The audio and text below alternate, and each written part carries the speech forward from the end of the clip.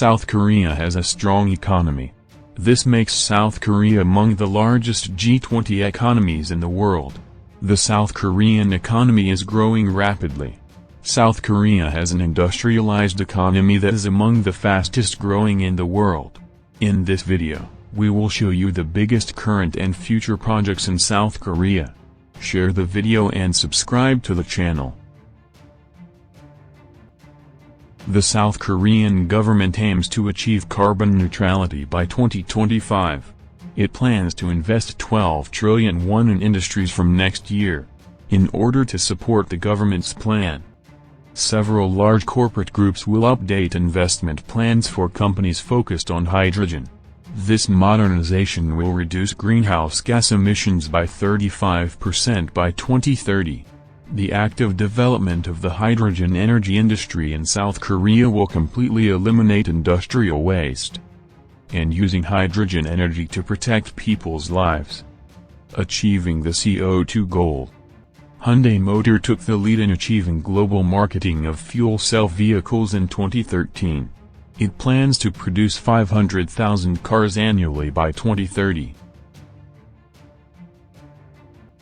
The construction plan for the 4th GTX regional high-speed railway in Seoul has been confirmed, as part of the new plan, which adds more certainty to the position of the 4th line.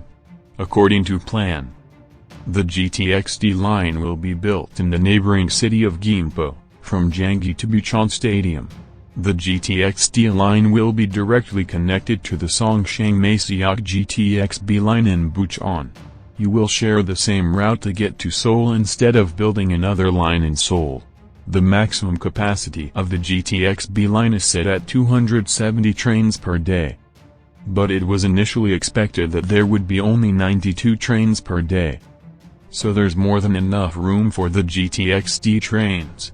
If this line was completed in this way, it would only take 28 minutes to reach Yongsan in Seoul. Due to the increase in the number of train passengers, it is estimated that annual fine dust emissions will decrease by more than 204 tons.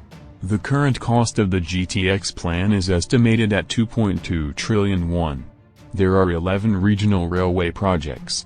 Many of them will reduce travel time between cities and regions by at least 50%, significantly improve the lives of citizens. 28% of South Korea's electricity will come from about 60 coal-fired power plants. South Korea has announced that it will be carbon neutral by 2050. It will stop 28 old power stations in March 2021. South Korea is building 4 coal-fired power projects.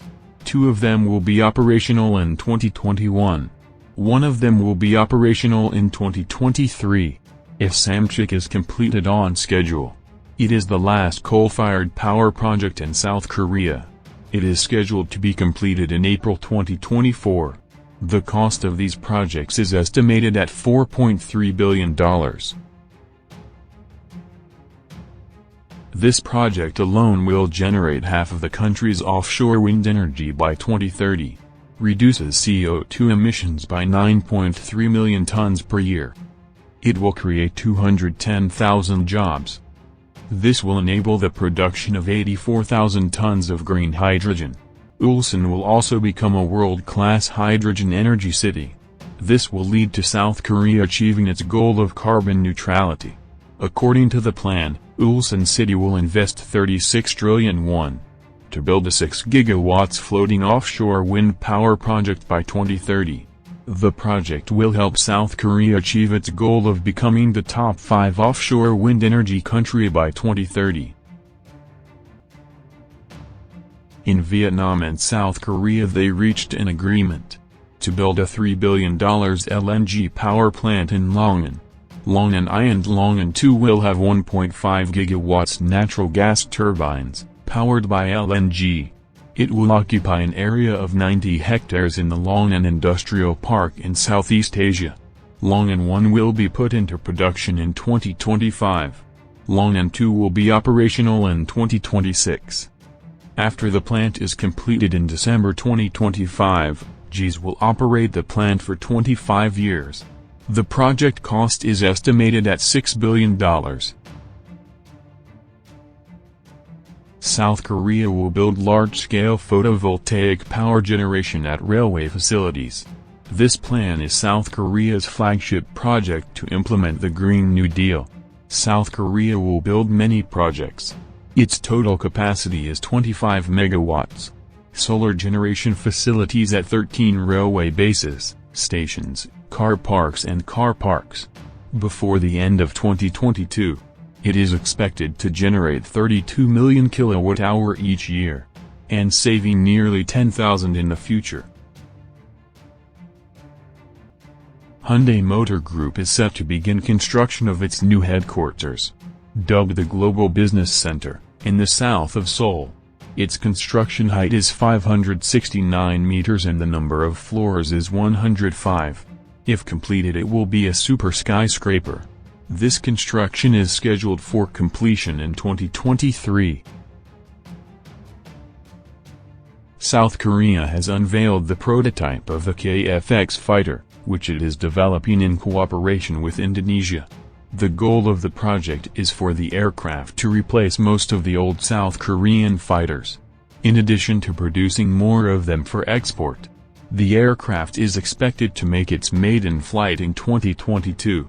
South Korea will have at least 40 combat-ready fighters by 2028 and 140 by 2032. The aircraft will be called KF-21 Borama.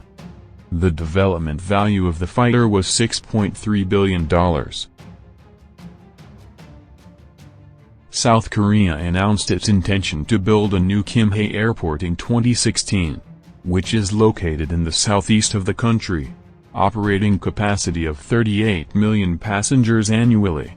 It is scheduled to be completed in 2026. But South Korea is working on a radical reconsideration of the project aimed at serving the southeast of the country. It needs basic complements with regard to safety factors, facility operation, demand for its services, environment and noise. In your opinion, which of these projects is the best for South Korea? Here we come to the end of the video. Share the video and subscribe to the channel.